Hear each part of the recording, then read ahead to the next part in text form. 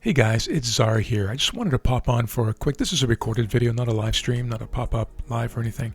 I just wanted to illustrate something to you. It's a question I sometimes get, and I see some people making the mistake and then taking a loss, sometimes a big loss, and wondering why or what they could have done differently. So I just want to show this to you. You'll see an example here where I had drawn out zones, as you often see me do, and I'll have arrows where I believe the path of least resistance is. In other words, areas where I believe prices may flow freely due to cleanish traffic to the left. Not always perfectly clean, but relatively clean.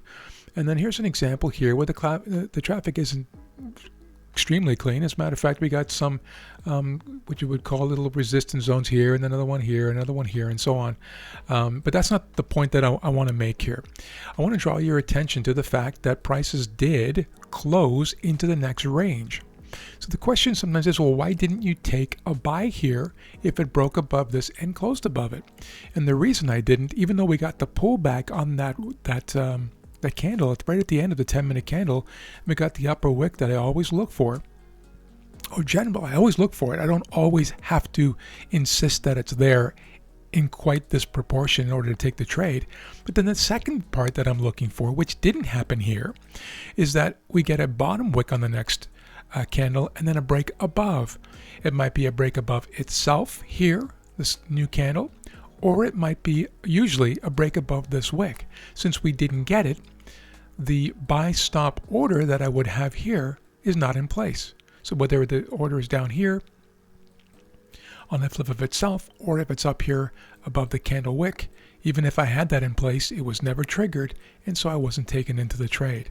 There is no long and there is no loss. Now markets are actually going the other way, in which case we may want to consider waiting for a retracement and a resumption of the uptrend and or a short opportunity.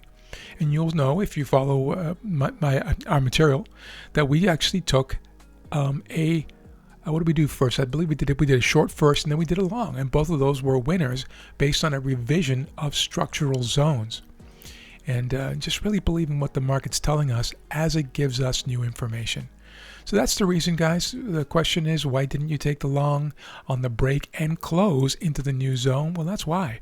The second piece wasn't there. That's that next candle pulling back and then breaking above. All right, hope that helps. We'll talk to you soon. Take care, guys.